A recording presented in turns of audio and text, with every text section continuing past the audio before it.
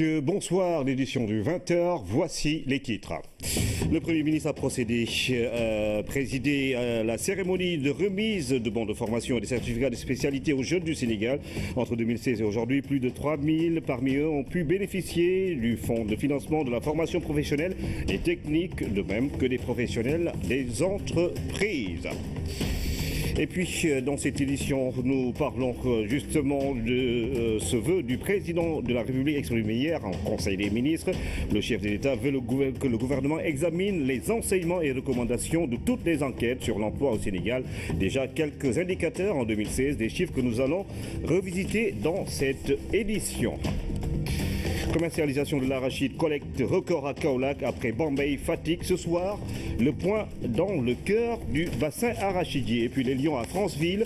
Les joueurs sénégalais ont eu droit à un accueil chaleureux dans cette ville gabonaise où ils vont disputer les matchs du premier tour de la CAN 2017. Bonsoir à tous, nous ouvrons ce journal sur les audiences du président de la République. C'est en 2021 que les premières productions de gaz vont démarrer au Sénégal. Cela va favoriser la création de recherches et booster la croissance économique du pays. Annonce faite aujourd'hui par les PDG de Cosmos Energy et de BP qui se sont entretenus avec le président de la République. The purpose of the meeting was to introduce our new partner in Senegal, BP. Le but de ce meeting, c'était d'introduire BP, le nouveau partenariat entre BP et Cosmos, et de parler de nos intentions de développer les ressources hydrocarbures ici au Sénégal, et de parler du programme et surtout de pouvoir atteindre le premier gaz au 2021. Gas discovered of Senegal in The development of the gas resource by 2021 is too important. Le développement du gaz fait deux choses pour le Sénégal. D'abord, c'est les revenus, la génération de revenus, mais aussi, et important, c'est le gaz est compétitif en termes de prix, et c'est très important pour un pays comme le Sénégal pour la génération d'électricité dans les années qui viennent. Nous sommes ravis d'être ici au Sénégal aujourd'hui et de commencer ce partenariat.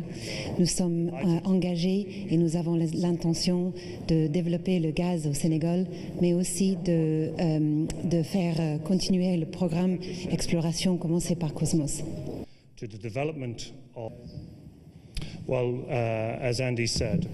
Nous pensons que c'est très important pour le développement économique, pas seulement pour l'année qui vient, mais pour les décennies qui viennent. Mais aussi, nous vont travailler avec le gouvernement pour le renforcement de capacités ici au Sénégal, qui est très important pour le président, mais aussi pour nous.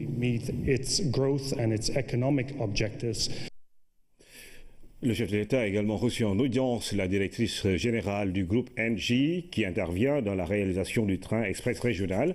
Le partenariat touche également l'énergie à travers la construction de 2 centrales solaires. Nous venons de rencontrer son Excellence, M. Macky Sall, président de la République, et avoir un échange très constructif sur l'ensemble des projets de modernisation et de développement de ce pays. Je veux dire que j'ai été très impressionnée par à la fois la vision, l'organisation de ces réformes à un rythme extrêmement rapide. Je suis moi-même directeur général d'un groupe industriel qui est présent dans beaucoup de pays, dans 70 pays. Et je vois très peu de pays qui réussissent à transformer à cette vitesse, donc je suis très impressionnée. Alors nous sommes très fiers d'avoir reçu la confiance de son Excellence pour le développement du TER de Dakar, qui est un projet que nous menons avec un certain nombre de partenaires, qui est un projet qui est très structurant pour la ville, qui est très structurant pour l'économie et pour le développement. Nous sommes aussi impliqués dans la production d'électricité à partir d'énergie solaire. Nous sommes en train de construire 2 centrales au nord de Dakar, de 30 mégawatts chacune. Et puis, nous avons eu des discussions très intéressantes pour imaginer ce que seraient les prochaines étapes de développement du pays, et nous avons échangé sur la possibilité d'amener l'électricité, l'énergie, le plus rapidement possible à l'ensemble des villages et des habitants de ce pays, et puis d'imaginer tout l'écosystème de développement qui peut du coup, une fois que l'énergie est disponible, se greffer sur l'ensemble de ces villages. Le Sénégal est un pays qui a beaucoup accéléré sa croissance déjà. Toutes ces dernières années, nous avons regardé les statistiques ensemble et je dois dire que c'est impressionnant de voir les progrès accomplis. Et puis qui peut encore l'accélérer parce que l'accès à l'énergie et l'accès à ces services vitaux, c'est évidemment une condition d'accélération du développement économique, du développement de l'éducation, du développement de la sécurité. Et par conséquent, l'ensemble de ces briques permettra d'accélérer encore la croissance de ce pays. Valorisation de l'expertise locale. Le président Macky Sall veut que cet aspect soit pris en compte dans toutes les politiques en matière d'infrastructure. Le chef de l'État l'a réaffirmé hier, avant-hier à Pékin, à l'occasion de l'inauguration du stade Alassane Djigo de la ville, entièrement réalisé par des techniciens sénégalais. Pabiram Bigadiaï. Le chef-d'œuvre réalisé au stade d'Alassane Djigo de Pékin porte l'empreinte et la touche d'un fils du pays. Son nom, Mbaye Faye. Son entreprise CSTP est le symbole de réussite d'une expertise locale qui a fait ses preuves avec la réalisation d'infrastructures sportives haut de gamme. En un temps record, une prouesse qui a attiré l'attention du chef de l'État. Permettez-moi ici de m'arrêter pour féliciter un Sénégalais engagé pour le développement de son pays, M. Mbaye Faye, directeur général de l'entreprise CSTP et son équipe qui ont fait montre d'une compétence et d'une rigueur sans faille dans la réalisation de ce bel ouvrage et dans les autres ouvrages que Mbaye Faye a réalisés pour le bonheur des Sénégalais. Je voudrais vous engager à poursuivre dans cette voie. Seul le travail paye. Et vous êtes en train de travailler pour votre pays. Un exemple à suivre, un modèle d'engagement patriotique qui force le respect. Le président de la République Macky Sall fait confiance aux entreprises nationales dont la réalisation de ces grands chantiers. Et le sport, pilier important du plan Sénégal émergent, ne saurait déroger à la règle. Et ce sera ainsi avec les autres stades en chantier sur toute l'étendue du territoire national. Et puis ce constat sur les grandes artères de Dakar et à l'intérieur du pays, une présence accentuée des forces de sécurité. Le dispositif se renforce de jour en jour pour faire face aux éventuels actes de violence ou aux dérives sur les routes. Lamine Touré. Sur la place de la Nation, aux Almadies ou encore la banlieue de Dakar, partout la présence des forces de sécurité et de défense est visible. L'enjeu de sécurité est une grosse affaire. La seule posture qui vaille, c'est la vigilance. Les populations trouvent dans ce dispositif une assurance. Partout où tu passes, tu vois des gens en tenue normale. Là, on est vraiment rassuré sur ça. C'est pas un pays dans lequel je me sens en insécurité en tout cas. J'ai jamais eu de soucis ici au Sénégal, que ce soit à Dakar, la Petite Côte, ailleurs. S'il n'y avait pas ce dispositif, on pourrait penser que l'État n'assume pas son rôle, mais au contraire, il l'assume très bien. Depuis ce déploiement massif en hommes et en matériel, les habitants de Sicap et des Almadies peuvent dormir en quiétude. Des réseaux de malfaiteurs ont été démantelés. Les Almadies sont devenus une nouvelle cité. Le centre-ville a migré vers les Almadies. Parce que le soir ici, à partir les vendredis, samedi, dimanche, à partir de 19h-20h jusqu'à 7h du matin, ça bouge de tous les sens, les boîtes de nuit sont pleines, les bars sont pleins, on voit des gens qui viennent d'autres horizons. Il est arrivé que les gens parlent d'une certaine bande d'agresseurs qui écumaient les libertés, et cette bande a été démantelée il n'y a pas longtemps. La bande qui aussi écumait les maisons UP de la banlieue proche, sinon les quartiers UP de Dakar, cette bande a été aussi démantelée. Vous savez que depuis un certain temps, on parle de moins en moins de trafic de drogue ou bien de saisie extraordinaire, contrairement à certaines années où on avait des saisies records de 1 tonne, 2 tonnes jusqu'à 3 tonnes. En fait, ce dispositif fait partie de la routine, mais cette fois-ci renforcé dans un contexte mondial marqué par l'insécurité. De tout le temps, le plan était déjà sur place parce qu'on ne peut pas dire que les forces de défense et de sécurité ont attendu aujourd'hui pour se déployer. Ça a été donc de tout le temps. Mais cela a été renforcé suite à la survenance de certains événements que nous connaissons et suite aussi au contexte international globalisé et marqué par la menace terroriste. Quand la sécurité est de mise, tout va et les restauratrices applaudissent des 2 mains. On se sent protégé, le fait de travailler et d'avoir un dispositif de sécurité à côté de nous. Dakar n'est pas la seule ville concernée. Le Sénégal des profondeurs bénéficie également de cette vigilance des forces de sécurité et de défense. En témoigne cette tournée du directeur général à l'intérieur du pays.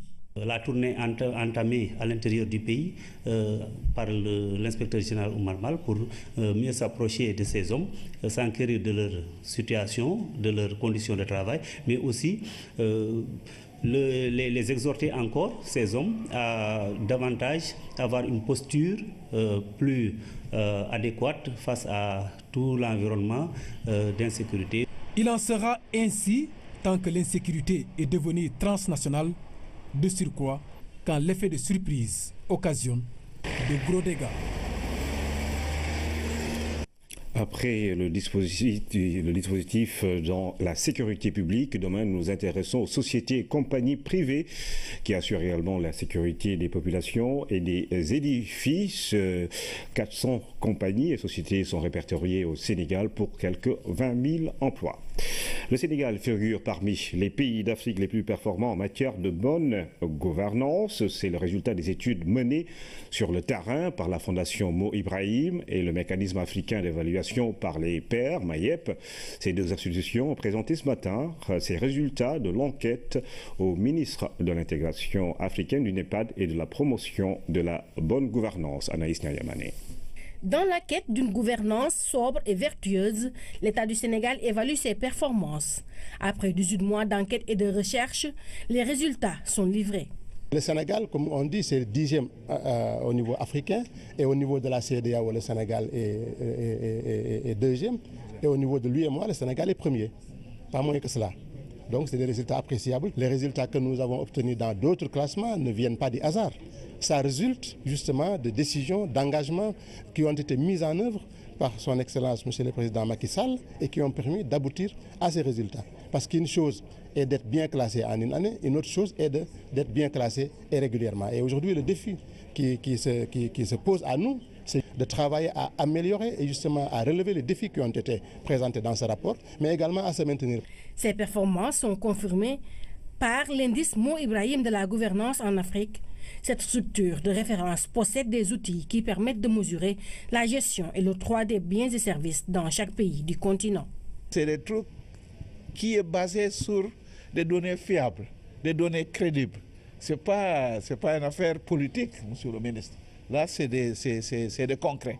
Et encore une fois, moi je crois qu'on doit féliciter le Sénégal. Sécurité et état de droit, opportunités économiques durables, développement humain, participation et droits de l'homme, des points qui sont à la base de l'enquête. Nous sommes allés sur le terrain pour consulter les citoyens et c'est cet ensemble de renseignements qui ont été compilés dans un rapport articulé autour de 4 thématiques: gouvernance démocratique, gouvernance d'entreprise, gouvernance économique et gouvernance socio-économique. Ce rapport d'évaluation sur la gouvernance du Sénégal sera présenté ce 28 janvier au Forum des chefs d'État et de gouvernement qui se tiendra à Addis Abeba en Éthiopie. La région de Kaolack affiche des chiffres records en termes de collecte des arachides. Les producteurs tiennent la corde et redeviennent maîtres du jeu, aidés par l'État et la concurrence. Après Bambey et Fatigue, Mamadou Sambambo nous fait le point au cœur du bassin arachidier. Parallèlement à la collecte des arachides de bouche et des variétés destinées à la trituration, la mobilisation de semences occupe également les acteurs en cette période de campagne. Sur le terrain, on sélectionne comme on peut avec des critères souvent aléatoires, des semences dites écrémées. Les semences écrémées, c'est tout simplement une solution de sortie de crise. Donc, lorsqu'on ne peut pas disposer de semences certifiées, on fait recours à des semences écrémées. Mais l'idéal, c'est que le producteur utilise des semences certifiées pour assurer une production optimale. Pour aborder la question de l'itinéraire technique, nous nous sommes rendus justement ici, qu'il convient d'appeler la Silicon Valley des semences au Sénégal, l'ISRA de Bambey. À la section arachide, des graines sont mises à rude épreuve, triées et sélectionnées avant de prendre la direction du laboratoire. Nous avons déjà 7 nouvelles variétés qui ont été homologuées cette année-ci et nous sommes en train de faire de la production de semences de pré-base de ces variétés. Et nous avons un plan de production qui fait que nous allons déjà emblaver 30 hectares de chacune de ces variétés pendant l'hivernage à venir. Les variétés sont testées ou même créées ici en zone contrôlée. Elles sont étiquetées et même baptisées avant de passer à la multiplication à grande échelle. Aujourd'hui, l'ISRA produit à peu près 120 tonnes par an depuis plus de 4 ans. Et c'est ce qui fait qu'aujourd'hui, la reconstitution du capital semencier est en très bonne marche. Le laboratoire arachide de Bambey travaille présentement sur des variétés d'arachide à forte teneur en huile. Objectif, améliorer la quantité et la qualité de l'huile d'arachide made in Sénégal. Une entreprise pertinente dans un contexte d'autosuffisance en riz, le riz qui, pour s'appeler Pendambaye, a besoin d'huile de qualité. Politique nationale de l'emploi au Sénégal. Le chef de l'État s'est félicité en Conseil des ministres hier de la consolidation de la dynamique de création d'emplois s'appuyant sur le rapport annuel des statistiques du travail 2015. Le président demande au Premier ministre et au gouvernement d'examiner les enseignements et recommandations de toutes les enquêtes relatives à l'emploi. Dans la rubrique économie de ce jeudi, on s'arrête justement à nouveau sur la première enquête nationale sur l'emploi qui a été réalisée et publiée par l'ANSD il y a quelques semaines à Hamdaoua. De combien est le taux de chômage au Sénégal? Combien de personnes sont en activité? Des hommes et des femmes qui chôment le plus? Aucune enquête n'était jusque-là exclusivement dédiée à ces questions. Plus maintenant. Retenez 15,7%, le taux de chômage en 2015. Avec des contrastes qu'il faut quand même noter, pratiquement 23 points de différence entre le taux de chômage des hommes et des femmes, mais aussi 20 points de différence pour les taux d'activité et les taux d'occupation. Pas de chiffres définitifs pour 2016, car seuls 2 trimestres sont connus. Patience avant d'établir une comparaison. Pour le trimestre 2, le taux qu'on a enregistré est un taux de 20,6%, qui concerne les périodes des mois d'avril, mai et juin, donc les périodes de soudure. Mais quand on regarde la période de juillet, août, septembre, le taux est à 13,4%. Et les équipes sont sur place pour collecter les données pour le trimestre 4. Et ce sera ainsi tous les 3 mois. Nous vous donnerons rendez-vous pour vous présenter les résultats. De cette mine d'informations jaillit aussi la structure du marché du travail, avec ce chiffre somme toute impressionnant. 97,8% des employeurs et travailleurs sont formés d'indépendants, avec la majorité qui a financé son activité sur fonds propres. 71% des activités sont financées sur fonds propres. Vous avez 20% qui est pratiquement 20%, 19,6% qui sont financés sur la base des apports familiaux ou des amis. Je crois qu'il y a 3,4% qui sont financés sur la base des connaissances. Donc vous avez tout ça accumulé, au moins 95% d'activités économiques financées en dehors du secteur bancaire. C'est un véritable support d'analyse sur l'emploi que l'ANSD met ainsi à la disposition de tous. Les acteurs de la lutte contre la pauvreté se font déjà une meilleure idée de la situation. On dit que le taux de chômage est de l'ordre de 15,7%. Cela montre que, en fait, la situation n'est pas très alarmante. Cependant, il faut aller au fond des choses. Si on prend l'emploi non salarié, si on va du côté de l'agriculture ou vraiment dans le domaine rural, il est évident que pour que cet emploi puisse avoir un impact assez important sur l'économie, il faudrait que l'emploi à ce niveau soit très bien analysé pour ne pas que les populations travaillent ne serait-ce que 4 mois dans l'année. L'enquête suggère aussi la réduction du gap de chômage entre les hommes et les femmes. 23 points de différence. Bon, nous, ANSD, on ne fait pas trop d'interprétation ou de jugement de valeur, mais on ne peut pas s'empêcher quand même, avec ces résultats, de voir qu'il y a énormément de choses à faire, des gains de croissance qui peuvent être gagnés sur la base d'inclusion. L'inclusion des femmes, l'inclusion des jeunes, l'inclusion dans le monde rural aussi.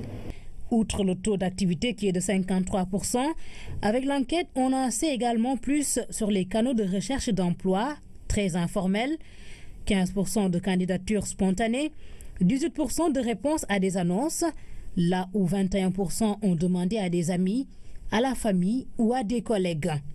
Cette enquête, réalisée par l'ANSD, a été financée par la Banque mondiale, 300 millions par an. L'État du Sénégal va prendre le relais à partir de 2017 pour des informations sur l'emploi, tous les 3 mois. Pour la première fois, notre pays va organiser des élections sectorielles de représentativité dans les domaines de l'éducation et de la formation, en présence des inspecteurs d'académie, des inspecteurs de l'éducation et de la formation, ainsi que des ministères partenaires. Le ministre du Travail a expliqué le processus à Nafissatou Diouf. Avec 95 000 enseignants et 50 organisations syndicales, le secteur public de l'éducation et de la formation ne manque pas de représentants pour défendre sa cause. Seulement, l'expérience a montré les limites d'une pléthore d'interlocuteurs face à l'autorité de tutelle.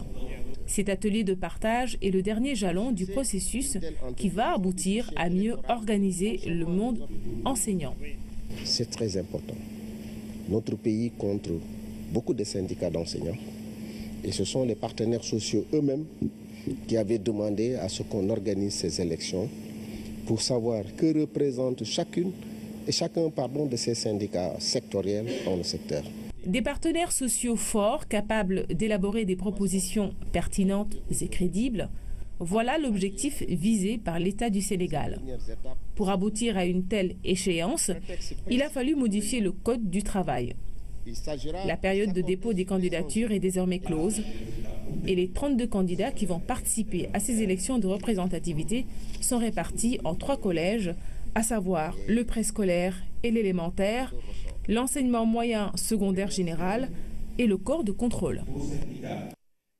De 3 000 jeunes à bénéficier d'un financement pour une formation professionnelle. Ceci dans le cadre de la mise en œuvre du Fonds de financement pour la formation professionnelle et technique 3FPT. Le Premier ministre a présidé ce matin au Grand Théâtre la cérémonie de remise de bons de formation et de certificats de spécialité aux bénéficiaires dont certains ont pu mettre sur pied leur propre entreprise après 6 mois de formation. Aminata Benfal.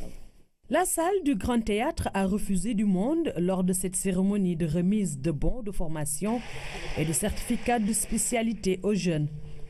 Ils sont au total 3 000 à bénéficier d'un financement pour une formation professionnelle dans le cadre de la mise en œuvre du projet de formation professionnelle pour l'employabilité et la compétitivité à travers le Fonds pour la formation professionnelle et technique 3FPT.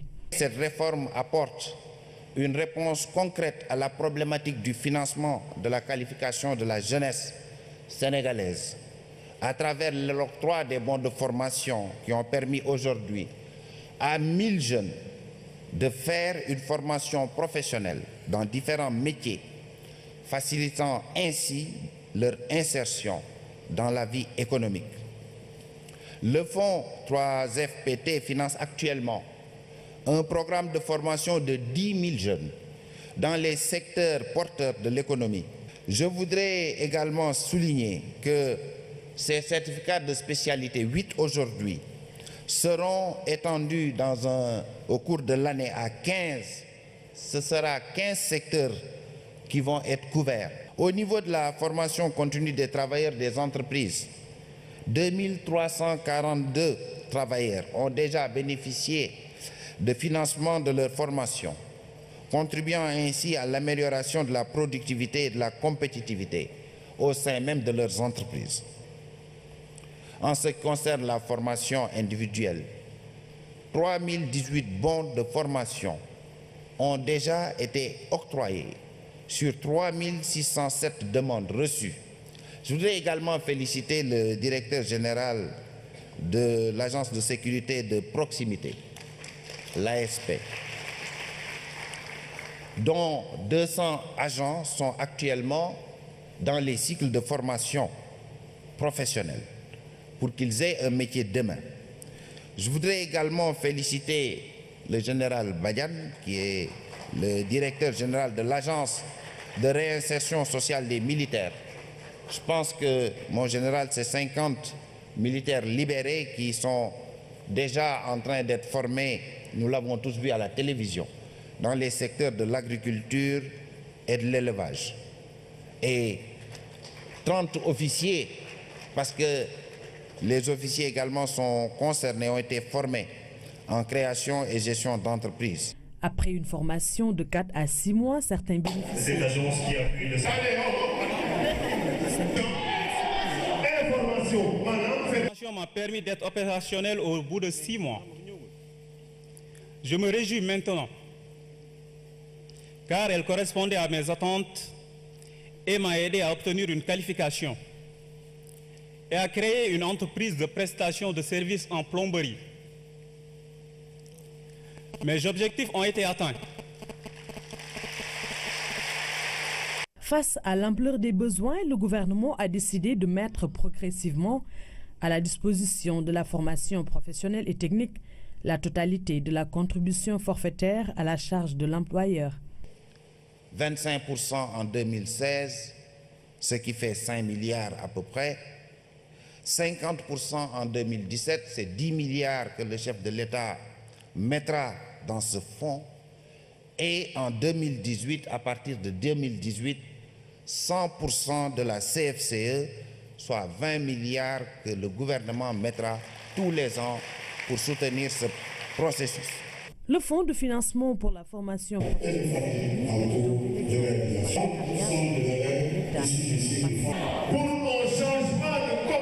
constitue aux côtés du gouvernement une réponse pertinente à la quête permanente de la compétitivité de nos entreprises par le renforcement des capacités de nos travailleurs. Mais aussi, il se positionne comme un précieux levier pour les jeunes en quête d'emploi décent et durable. Les partenaires au développement comme l'AFD, la Banque mondiale ou encore la coopération luxembourgeoise ont accompagné ce projet. Le chômage, c'est l'affaire de tous. Chacun doit se sentir concerné. Le groupe de la Banque mondiale prendra toutes les dispositions pour vous soutenir dans ses efforts et pour accompagner le gouvernement de façon générale dans la mise en œuvre de sa politique ambitieuse pour l'émergence économique en 2035. L'AFD est un partenaire historique de l'État du Sénégal dans le secteur de la formation professionnelle, avec des financements cumulés qui vont atteindre les 20 milliards de francs CFA et qui visent principalement au développement des centres de formation technique et professionnelle avec un modèle de gouvernance public-privé dont certains, nous les avons vus dans le film tout à l'heure, donc participent à la phase expérimentale de ce 3FPT. L'initiative 3FPT traduit ainsi en acte la volonté des autorités d'apporter une réponse à la problématique de l'emploi des jeunes. Le Premier ministre a effectué une visite des stands où ces jeunes ont pu montrer leur savoir-faire. 94%, c'est le niveau d'exécution des travaux de l'aéroport international Blaise Diagne. L'infrastructure devrait être inaugurée en décembre 2017. Elle a reçu la visite d'une quarantaine de députés qui se sont félicités des avancées enregistrées en un temps record dans la construction de cet aéroport international. Maman Moussagnan. C'est un aéroport aux travaux presque achevés qui accueille les députés du Sénégal. Des dizaines de parlementaires sont venus voir l'état d'avancement des travaux de l'aéroport de Diass. Un exposé du directeur général de l'AIBD permet de présenter le site. Il ne nous reste que 6%. Et malgré ça, les 6% qui restent, ils nous disent qu'ils vont terminer leur quote-part de travaux à la fin du mois d'avril 2016. Ainsi démarre le tour des 4500 hectares du nouvel aéroport. Ici, 44 banques d'enregistrement sont en train de prendre forme, les formalités remplies, les parlementaires sont dans la passerelle, les visiteurs sont déjà émerveillés. C'est très bien fait.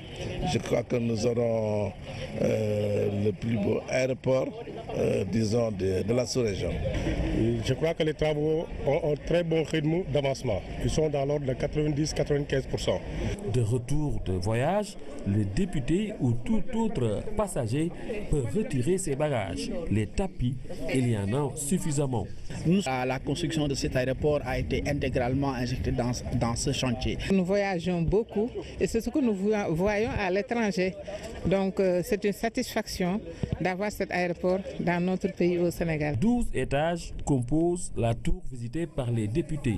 Elle mesure 50 mètres. Pour la première fois visiter l'aéroport? Non, c'est la deuxième fois.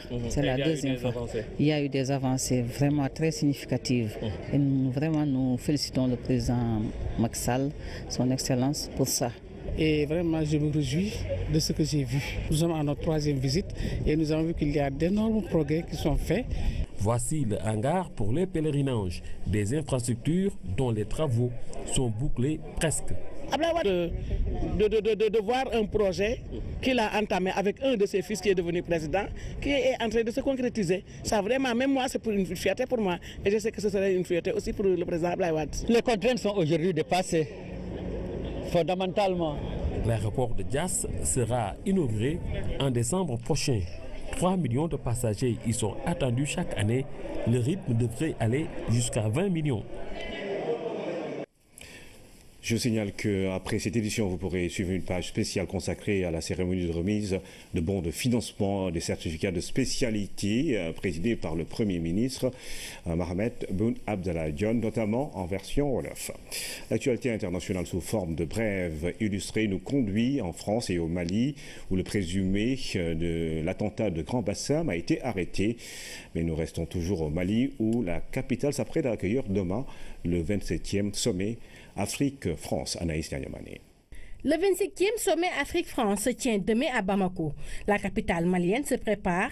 10 000 personnes ont été mobilisées pour assurer la sécurité. Le sommet démarre par un forum économique qui réunira des patrons africains et français. Samedi, il y aura une réunion diplomatique et politique. Une quarantaine de chefs d'État et de gouvernement seront au rendez-vous, avec bien sûr François Hollande et Ibrahima Boubacar Keïta. Les forces françaises de l'opération Barkhane ont arrêté le cerveau présumé de l'attentat de Grand Bassam. L'homme était appréhendé dans le nord du Mali en début de semaine. L'attaque contre la station balnéaire ivoirienne en mars 2016 a fait 19 morts. Elle avait été revendiquée par Al-Qaïda au Maghreb islamique. Cette information est rendue publique à la veille de l'ouverture du sommet Afrique-France à Bamako. Cette rencontre des chefs d'État portera notamment sur la coopération dans le domaine militaire et de la sécurité. Et enfin, l'épidémie de grippe en France a contraint le gouvernement à se réunir en urgence. Depuis décembre, 52 personnes sont décédées en réanimation à l'hôpital. Près de 200 structures hospitalières ont pu mettre en place des mesures spéciales pour faire face. Mais le ministre de la Santé se veut rassurant malgré tout. Marisol Touraine d'ajouter que le bilan de cette épidémie sera lourd avec le retour du virus de type AH3N2. Pour la 3e semaine consécutive, 398 cas pour 100 000 habitants ont été notés sur l'ensemble du territoire. 2017, à quelques 48 heures du début de l'événement, les Lions sont arrivés sur le théâtre des opérations. Les hommes d'Aliou Cissé ont eu droit à un accueil chaleureux à leur arrivée à Franceville. Sur place, nos envoyés spéciaux, Mamoudou Belem, Célina Ludjiko. Quand les Lions sortent de l'aéroport Mengué de Franceville, ils doivent se frayer un chemin au milieu d'un comité d'accueil pour qui c'était la mobilisation des grands jours. Les hommes d'Aliou Cissé ont de quoi se sentir chez eux. Les tambours, les ressortissants sénégalais les ont fait retentir très tôt. Toute la matinée à attendre l'avion de l'équipe nationale du Sénégal qui atterrit à Franceville à 13h30. L'autorité consulaire et administrative souhaite la bienvenue à Aliou Cissé et les siens. Ces derniers ont ensuite droit à un accueil populaire.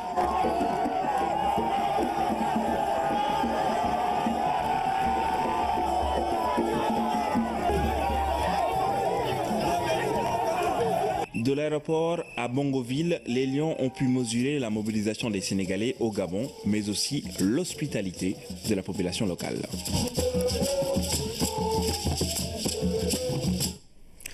Le président de la République a présenté ce jeudi ses condoléances et celles de l'État à son ministre conseiller, Nyunka Diouf. Elle a perdu son fils Amadou Ibrahim Diouf, âgé seulement de 31 ans, en déplacement, salué par la famille du défunt et par les différents chefs religieux présents à la cérémonie des prières ont été dites à l'occasion pour une paix et un développement durable à Aboubakry Kane. À Mermoz, le président de la République n'est pas encore prêt à être diffusé. Je rappelle que le président de la République a présenté jeudi ses condoléances donc et celles de l'État à son ministre conseiller Nyunka Diouf. Elle a perdu son fils Amadou Ibrahim Diouf, âgé seulement de 31 ans, en déplacement salué par la famille du défunt et par les différents chefs religieux présents à la cérémonie.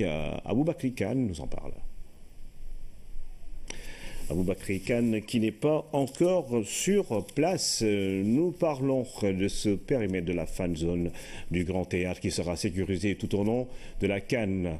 Il s'agit de permettre aux supporters de suivre tranquillement les rencontres de la Coupe d'Afrique des Nations. La police nationale a effectué mercredi une visite sur les lieux. Thierno Diallo. Afin de permettre aux Sénégalais de suivre les matchs de la CAN à la fan zone, l'esplanade du Grand Théâtre est passée à la loupe. Le périmètre sera hautement sécurisé par la police nationale. D'ailleurs, un plan de circulation est prévu pour faciliter l'accès à la fan zone. Le nord effectivement du Grand Théâtre sera réservé au parking officiel, puisqu'il y a des ambassadeurs qui seront effectivement là et d'autres officiels qui seront là. La partie sud, il y aura, c'est l'entrée du public. Donc on évitera de mettre le public et les véhicules au niveau d'une seule entrée. Ça, c'est pour des raisons de sécurité. Donc, il y aura des agents habillés qui porteront effectivement leur tenue, comme le gym. Et il y aura des agents qui sont en civil, qui vont infiltrer le public et pour parer à tout. Au niveau de la porte principale, il y aura effectivement le personnel habillé, qui aura certainement un instrument, une garette qui pourra nous permettre effectivement de procéder à des palpations. Partenaire de Subatel, Tangus va assurer la restauration dans l'enceinte du Grand Théâtre. 4 cantines seront installées pour accompagner les amateurs et supporters de l'équipe nationale de football. Tangus a un concept de restauration assez large. Donc à Tangus, c'est une boulangerie, en même temps c'est une pâtisserie, c'est un fast-food. Donc je pense que les gens vont trouver leur compte et nous avons aussi les produits Soboa dans nos stands, nous avons les produits de Kiren. Donc je pense que les gens de la fan zone vont se régaler avec les produits Tangus. Rien n'est laissé au hasard. Les supporters auront toutes les commodités sans quitter la fan zone. Tous les supporters qui seront dans l'espace de la fan zone n'auront pas besoin de sortir pour se trouver par exemple des maillots, le drapeau du Sénégal ou alors pour se restaurer. Ils trouveront donc toutes les commodités à l'intérieur pour pouvoir être à l'aise, sans gêne et supporter l'équipe nationale jusqu'au bout de la compétition. À des prix standards, les amateurs du ballon rond peuvent faire le déplacement au Grand Théâtre pour suivre les matchs de la CAN à bord des bus de Dakar Demdik.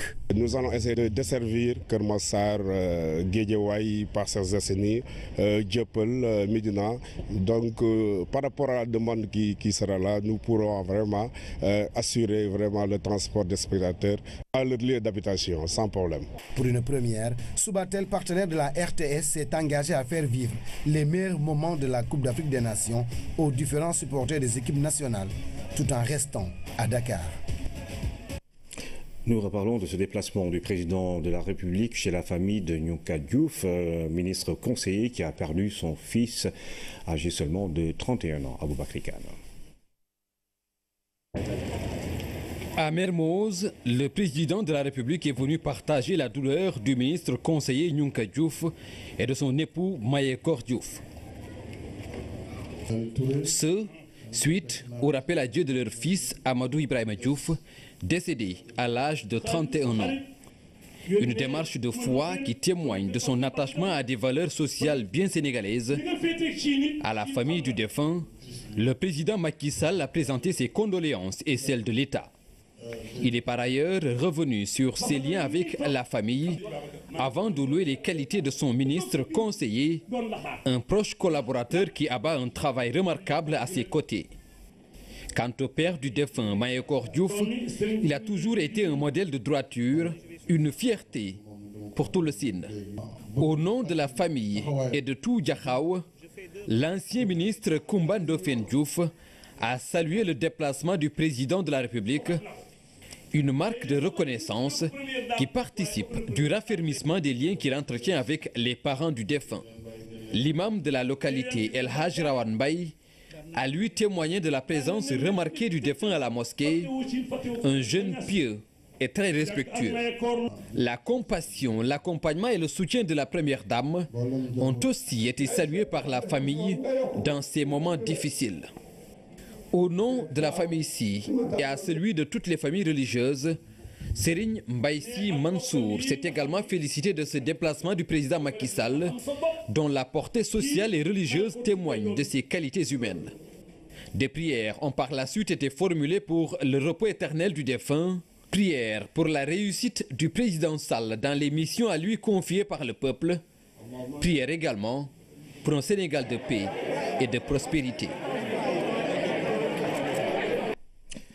Nous reparlons de sport avec le tirage au sort des éliminatoires de la CAN 2019 qui a été effectué ce jeudi par la CAF à Libreville au Gabon. Le Sénégal sera dans la poule A avec la Guinée équatoriale, le Soudan et le vainqueur du match de Sao Tomé et Principe contre Madagascar. La première journée de ces éliminatoires aura lieu au mois de mars prochain. La CAN 2019 se jouera au Cameroun.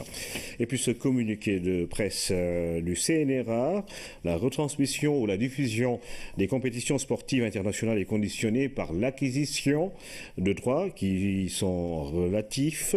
En conséquence, les chaînes ne bénéficiant pas d'autorisation de commercialisation et de diffusion doivent respecter les droits des opérateurs qui ont l'exclusivité de distribution et ou de diffusion des matchs. Le CNRA appelle les éditeurs et opérateurs audiovisuels à s'interdire toute retransmission ou diffusion illégale de cette compétition. Place maintenant à Chrono CAN ce soir. Zoom sur l'Ouganda qui fait son retour en Coupe d'Afrique après 39 ans d'absence. La dernière participation des Ougandais remonte à la CAN 1978 où les Cranes avaient réussi à atteindre la finale. Le chrono de Sarah Louia commence déjà à tourner. Bonsoir Ibrahima Diédou, bonsoir à tous. C'est ce samedi que démarre la 31e édition de la Coupe d'Afrique des Nations Gabon 2017. Plus que 2 jours donc avant la compétition qui se déroulera du 14 janvier au 5 février prochain. 16 équipes, les meilleures du continent, s'affronteront durant 32 matchs à suivre en direct et en exclusivité sur la télévision nationale. Nous sommes avec le groupe D et après avoir découvert l'Égypte et le Ghana, je vous emmène aujourd'hui à la découverte de l'Ouganda.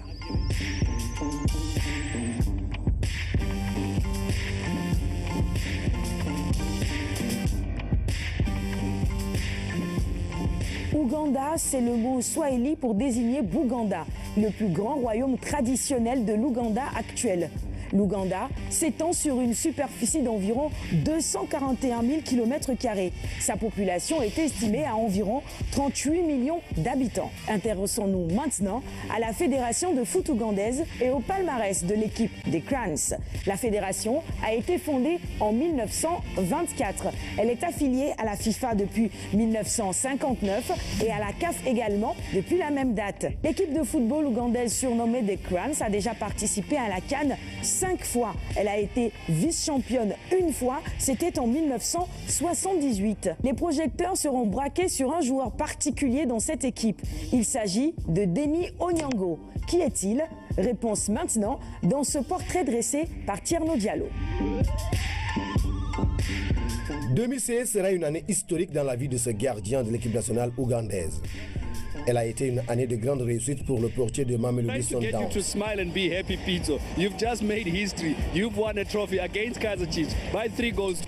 Vainqueur de la Ligue africaine des champions avec les Brésiliens de Pretoria, Denis Onyango a contribué à la qualification de son pays à la CAN Gabon 2017. Ce gardien incarne aujourd'hui la solidité défensive des Grues. Au GloCAF Award, Denis Onyango est élu joueur africain de l'année, évoluant sur le continent par la Confédération africaine de football. Sa sélection est désignée équipe nationale de l'année du continent. Dans le 11 type, Denis Onyango fait office de leader avec son pays.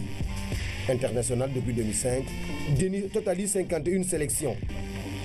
Avec son club sud-africain, Mamelodi Sundowns, il joue le mondial des clubs au Japon en 2016. Âgé de 31 ans, 1m88, Denis Onyango sera sans doute un atout de taille pour les Grues de l'Ouganda à la Coupe d'Afrique des Nations de football. Merci Tierno Diallo. Le sélectionneur de cette équipe d'Ouganda, des Crans, est Milutin Sredojevic. Il a 48 ans et il a déjà eu à entraîner plusieurs équipes sur le continent africain, même si ce n'était pas des sélections nationales. Depuis 2013, il a pris les rênes de cette équipe d'Ouganda. Premier objectif pour lui, les qualifier pour la Coupe d'Afrique des Nations. Parce qu'en effet, depuis 1978, l'équipe ougandaise n'a pas participé à cette compétition. Objectif 1, atteint donc pour le coach. Deuxième objectif, certainement aider cette équipe à passer le premier tour. Voilà ce qu'il fallait retenir pour l'Ouganda. Je vous retrouve demain vendredi pour vous présenter le dernier pays en lice et pas les moindres pour cette compétition. Il s'agit du Mali. À demain. Et puis cette dernière information, le Nigeria offre l'asile politique au président Yahya Jammeh. La chambre basse du Parlement a voté la motion cet après-midi. Cette mesure entre dans le cadre du règlement pacifique de la crise qui secoue la Gambie. Ousmane Garifay. C'est le porte-parole de la Chambre des représentants, Abdulrazak Namdas, qui a rendu public la nouvelle en début d'après-midi sur BBC. La motion intervient alors que le président nigérian lui-même conduit demain à Banjul la deuxième mission diplomatique de haut niveau de la CEDEAO pour amener le président sortant à s'exécuter.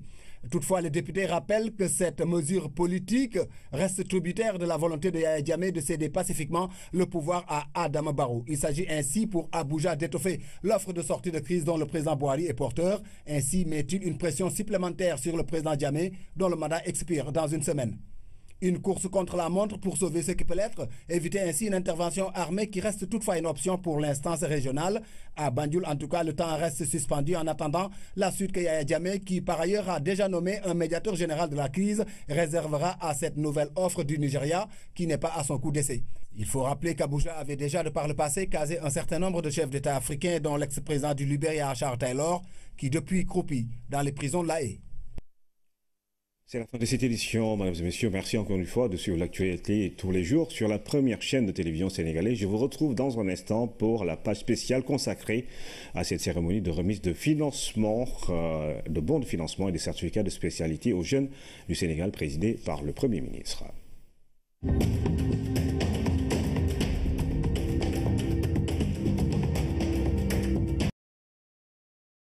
Ici de m'arrêter pour féliciter un Sénégalais engagé pour le développement de son pays, M. Mbaye Faye,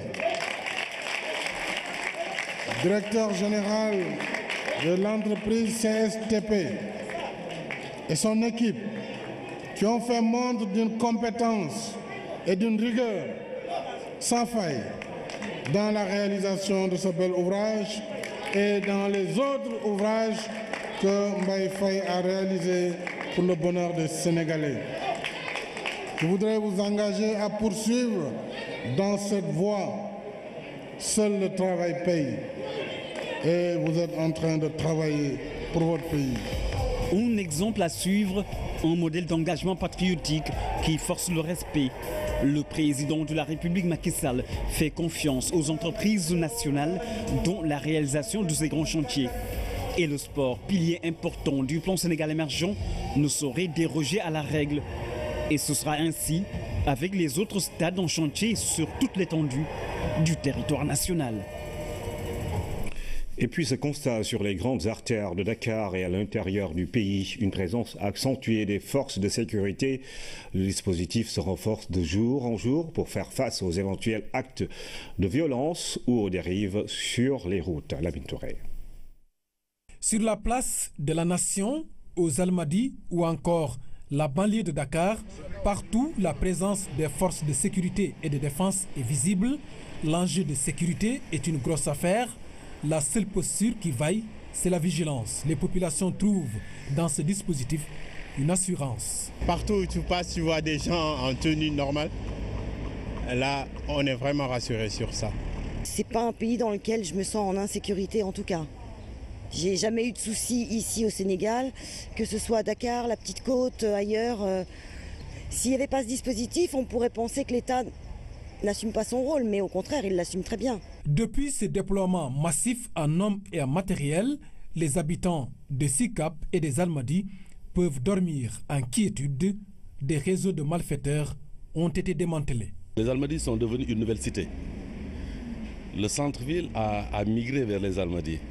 Parce que le soir ici, à partir les vendredis, samedi, dimanche, à partir de 19h-20h jusqu'à 7h du matin, ça bouge de tous les sens, les boîtes de nuit sont pleines, les bars sont pleins, on voit des gens qui viennent d'autres horizons. Il est arrivé que les gens parlent d'une certaine bande d'agresseurs qui écumaient les libertés, et cette bande a été démantelée il n'y a pas longtemps.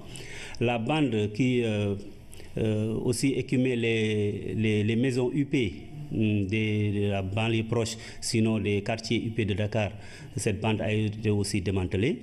Vous savez que depuis un certain temps, on parle de moins en moins de trafic de drogue ou bien de saisie extraordinaire, contrairement à certaines années où on avait des saisies records de 1 tonne, 2 tonnes jusqu'à 3 tonnes. En fait, ce dispositif fait partie de la routine, mais cette fois-ci renforcé dans un contexte mondial marqué par l'insécurité. De tout le temps, le plan était déjà sur place parce qu'on ne peut pas dire que les forces de défense et de sécurité ont attendu aujourd'hui pour se déployer. Ça a été donc de tout le temps. Mais cela a été renforcé suite à la survenance de certains événements que nous connaissons et suite aussi au contexte international globalisé et marqué par la menace terroriste. Quand la sécurité est de mise, tout va et les restauratrices applaudissent des deux mains. On se sent protégé, le fait de... La mobilisation de semences occupe également les acteurs en cette période de campagne. Sur le terrain, on sélectionne comme on peut avec des critères souvent aléatoires, des semences dites écrémées. Les semences écrémées, c'est tout simplement une solution de sortie de crise. Donc, lorsqu'on ne peut pas disposer de semences certifiées, on fait recours à des semences écrémées. Mais l'idéal, c'est que le producteur utilise des semences certifiées pour assurer une production optimale. Pour aborder la question de l'itinéraire technique, nous nous sommes rendus justement ici, qu'il convient d'appeler la Silicon Valley des semences au Sénégal, l'ISRA de Bambey. À la section arachide, des graines sont mises à rude épreuve, triées et sélectionnées avant de prendre la direction du laboratoire. Nous avons déjà 7 nouvelles variétés qui ont été homologuées cette année-ci et nous sommes en train de faire de la production de semences de pré-base de ces variétés. Et nous avons un plan de production qui fait que nous allons déjà emblaver 30 hectares de chacune de ces variétés pendant l'hivernage à venir. Les variétés sont testées ou même créées ici en zone contrôlée. Elles sont étiquetées et même baptisées avant de passer à la multiplication à grande échelle. Aujourd'hui, l'ISRA produit à peu près 120 tonnes par an depuis plus de 4 ans. Et c'est ce qui fait qu'aujourd'hui, la reconstitution du capital semencier est en très bonne marche.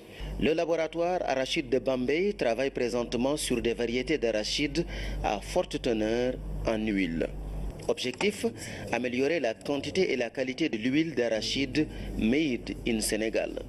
Une entreprise pertinente dans un contexte d'autosuffisance en riz, le riz qui, pour s'appeler Pendambaye, a besoin d'huile de qualité.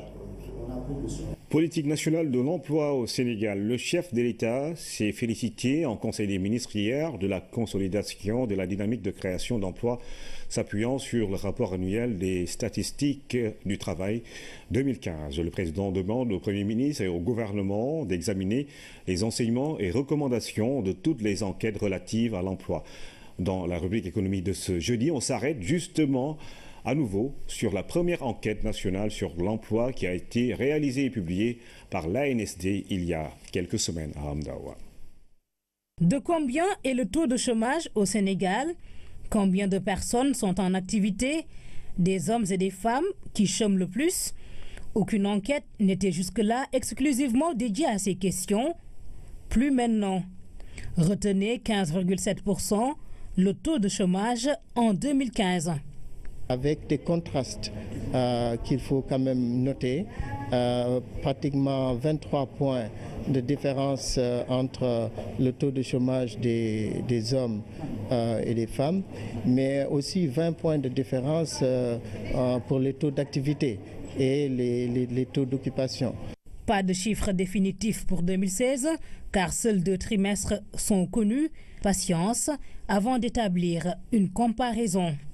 Pour le trimestre 2, le taux qu'on a enregistré est un taux de 20,6%, qui concerne les périodes des mois d'avril, mai et juin, donc les périodes de soudure.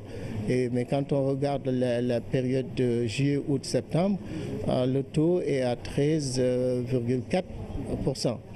Et les équipes sont sur place pour collecter les données pour le trimestre 4. Et ce sera ainsi tous les 3 mois. Nous vous donnerons rendez-vous pour vous présenter les résultats. De cette mine d'informations jaillit aussi la structure du marché du travail. Développer le gaz au Sénégal, mais aussi de faire continuer le programme exploration commencé par Cosmos.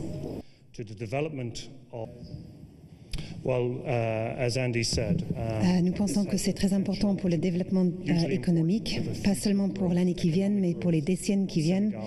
Mais aussi, nous vont travailler avec le gouvernement pour le renforcement de capacités ici au Sénégal, qui est très important pour le président, mais aussi pour nous.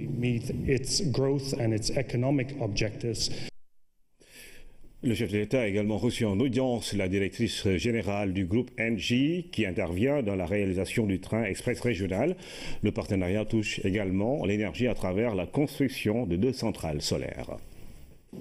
Nous venons de rencontrer son Excellence, M. Macky Sall, président de la République, et avoir un échange très constructif sur l'ensemble des projets de modernisation et de développement de ce pays.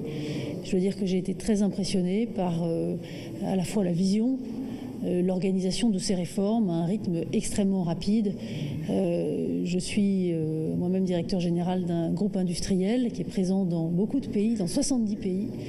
Et je vois très peu de pays qui réussissent à transformer à cette vitesse, donc je suis très impressionnée. Alors nous sommes très fiers d'avoir reçu la confiance de son Excellence pour le développement du TER de Dakar, qui est un projet que nous menons avec un certain nombre de partenaires, qui est un projet qui est très structurant pour la ville, qui est très structurant pour l'économie et pour le développement.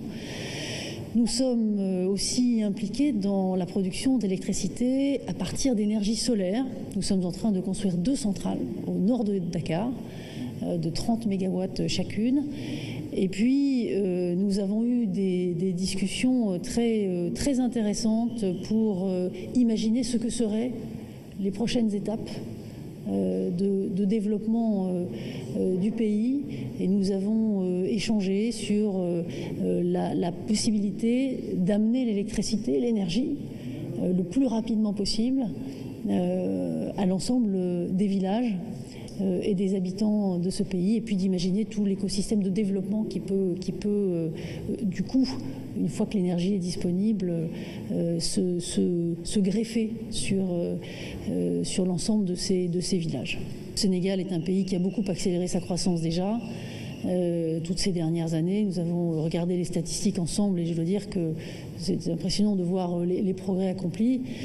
Et puis qui peut encore l'accélérer parce que l'accès à l'énergie et l'accès à ces services vitaux, c'est évidemment une condition d'accélération du développement économique, du développement de l'éducation, du développement de la sécurité.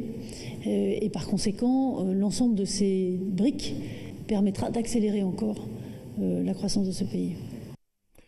Valorisation de l'expertise locale. Le président Macky Sall veut que cet aspect soit pris en compte dans toutes les politiques en matière d'infrastructure. Le chef de l'État l'a réaffirmé hier, avant-hier, à Pékin, à l'occasion de l'inauguration du stade Alassane Djigo de la ville, entièrement réalisé par des techniciens sénégalais. Pabiram Biguediaï. Le chef-d'œuvre réalisé au stade d'Alassane Djigo de Pékin porte l'empreinte et la touche d'un fils du pays. Son nom, Mbaye Faye. Son entreprise CSTP est le symbole de réussite d'une expertise locale qui a fait ses preuves avec la réalisation d'infrastructures sportives haut de gamme. En un temps record, une prouesse qui a attiré l'attention du chef de l'État. Permettez-moi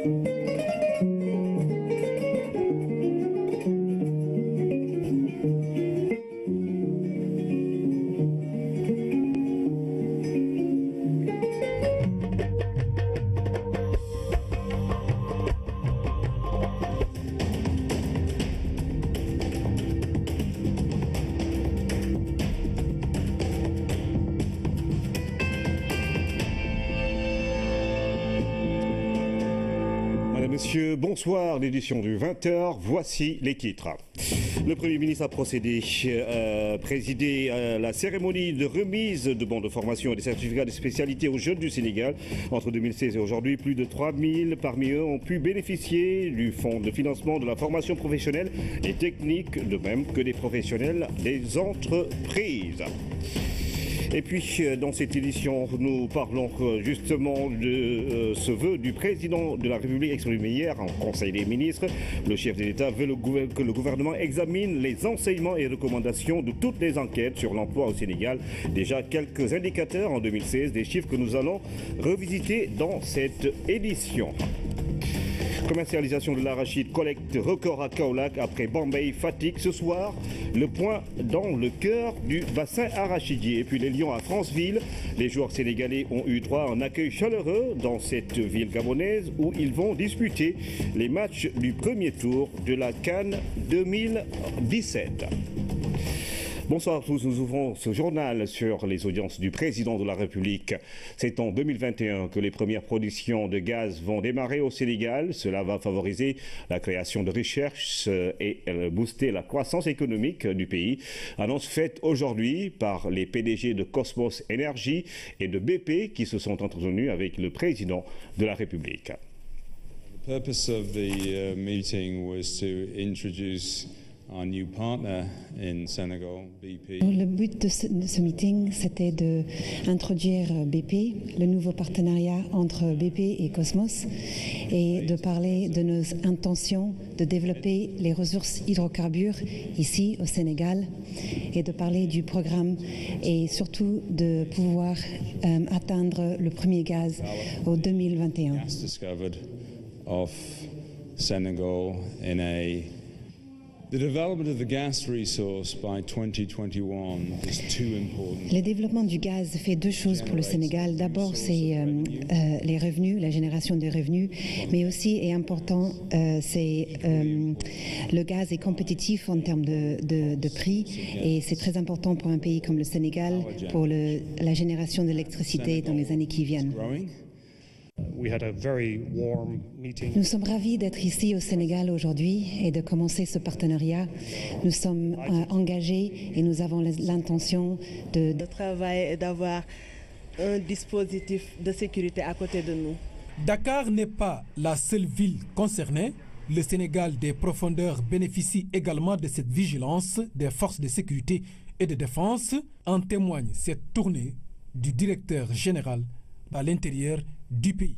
La tournée entamée à l'intérieur du pays par l'inspecteur général Oumar Mal pour mieux s'approcher de ces hommes, s'enquérir de leur situation, de leurs conditions de travail, mais aussi les exhorter encore, ces hommes, à davantage avoir une posture plus adéquate face à tout l'environnement d'insécurité. Il en sera ainsi tant que l'insécurité est devenue transnationale, de surcroît quand l'effet de surprise occasionne de gros dégâts.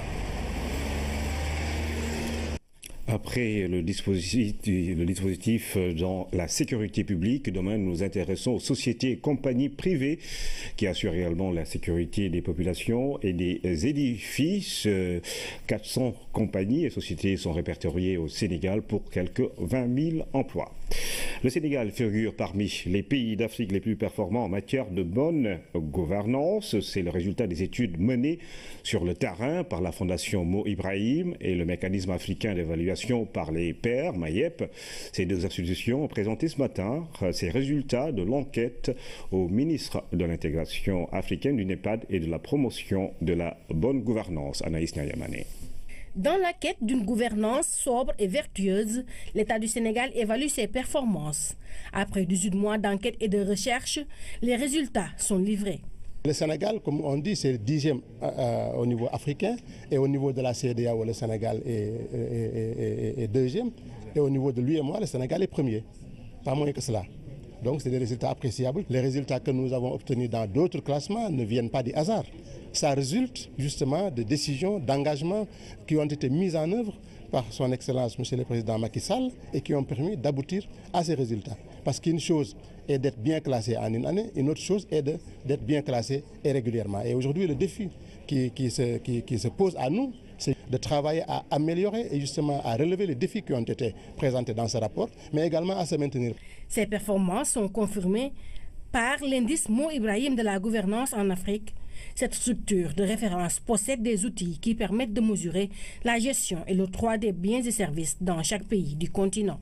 C'est des trucs qui est basé sur des données fiables, des données crédibles. Ce n'est pas une affaire politique, monsieur le ministre. Là, c'est des concrets.